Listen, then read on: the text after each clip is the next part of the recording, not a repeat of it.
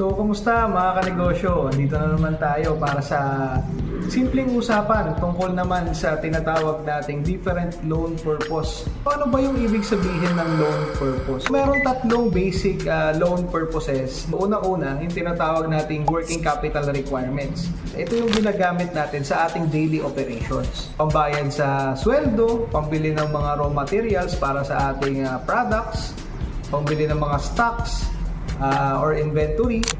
So, yun yung ginagamit natin, and also pambayad sa mga utilities.